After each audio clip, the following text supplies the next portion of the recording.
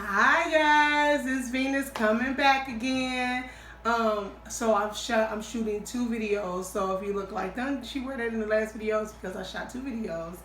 But I want to show you guys how to do two different types of knotless braids.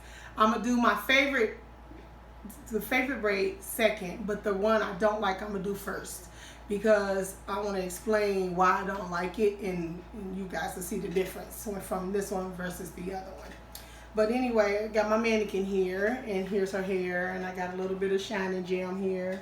And what I do, well, I wouldn't do that on, Caucasian hair because they don't really need all this. But for natural hair, I would put a little bit of this here in the root, like that, just to keep all my hair together, keep it from flying away or whatever. But then the one I don't like is a lot of people make this really heavy and really thick. So when you separate, you end up with the base looking like it's pieces. I don't like that. I don't, that's why I don't put this heavy in the roots when I first start out.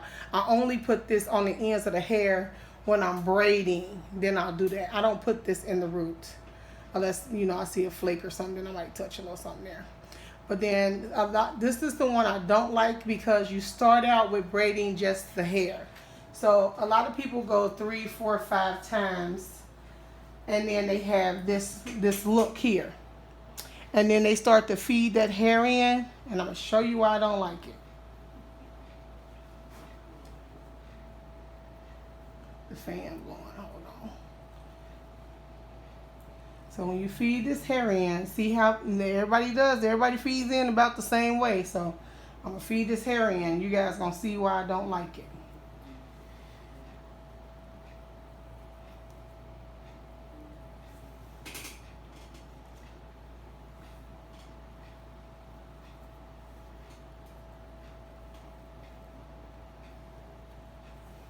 You can already see what's happening with this braid, which is why I do not like this technique. And I'm going to get a little bit further down and you'll be able to see more as I go why I don't like this technique. Number one, when you do it this way, you have to stay consistent because if you don't, it'll start to look bunchy. And then if you do, it'll start to look thick too soon. So as you can see already, see how that braid look? How skinny? It's skinny and then it's fat right here.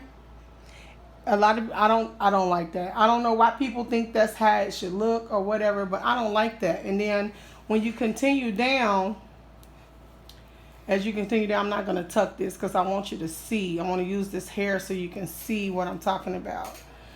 But as you braid down, see how that look?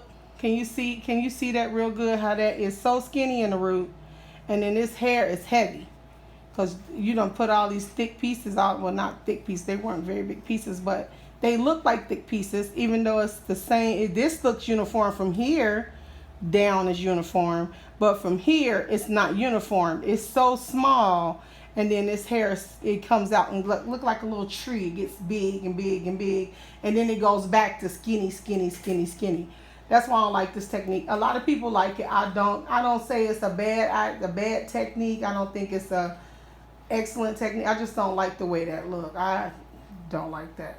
The way that look like a little tree to me. And then this hair hangs on there. So I feel like it might make it feel funny. It might...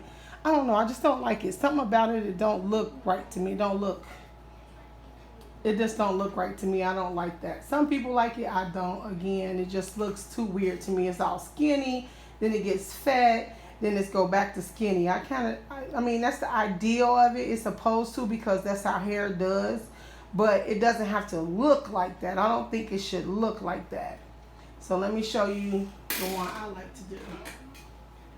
So again, like I said, I don't put this down here. It's too thick, and I don't like the way it makes the hair separate in the root when you plait.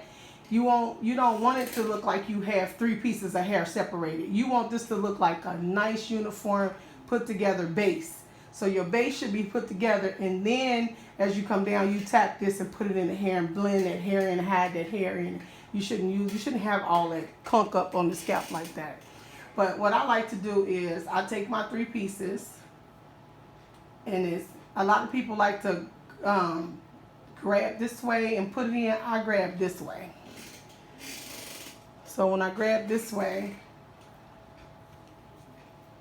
I usually don't put it on the back of my hand too. That's why, because of that hair.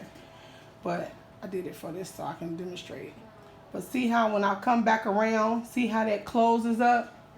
If you can see that, it closes in the top. It don't look like I used 3 strands. It just closed right up. See how it's empty? It shuts.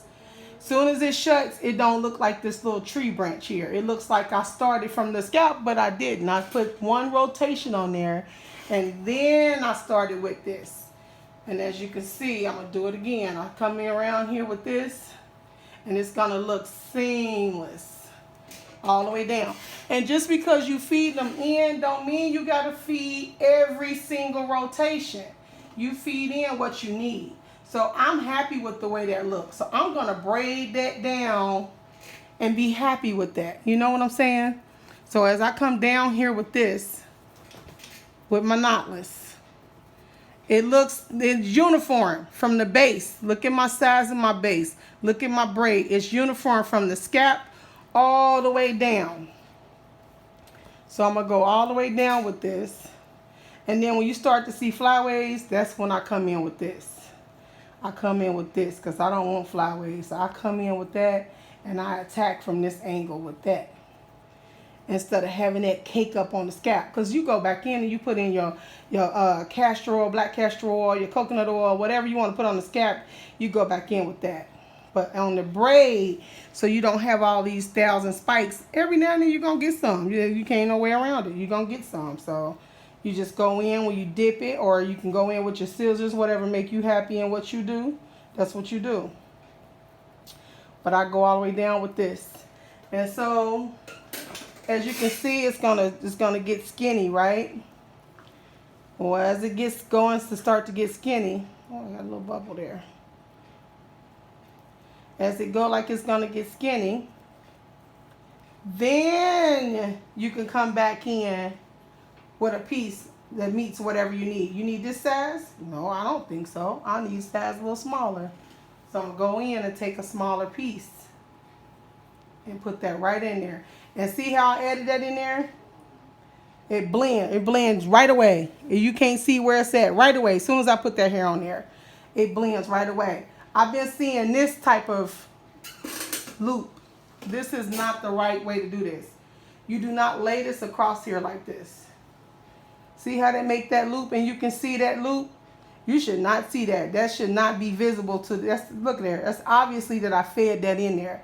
You don't want that. You don't feed it in there like that.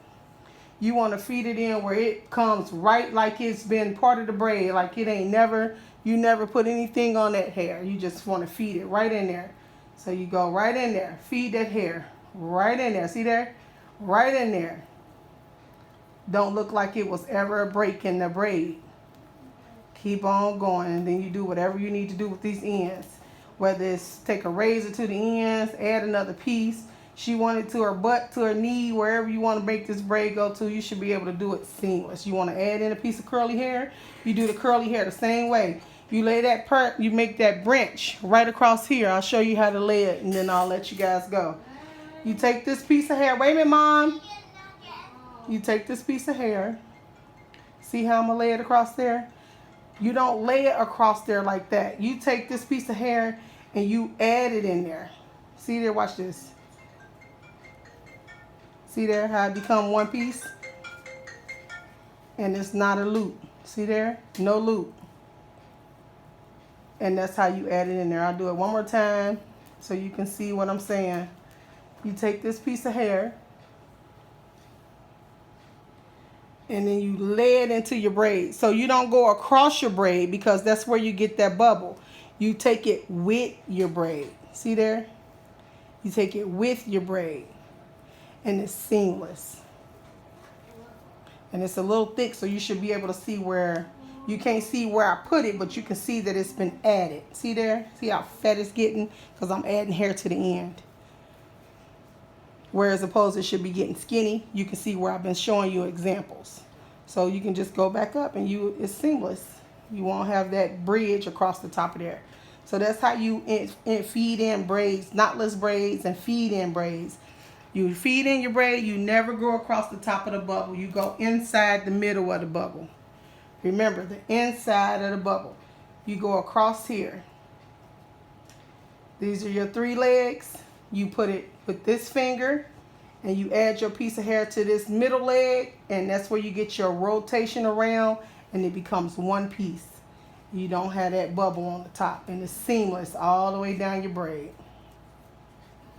Alright guys, that's my tutorial for today. Like, comment, subscribe.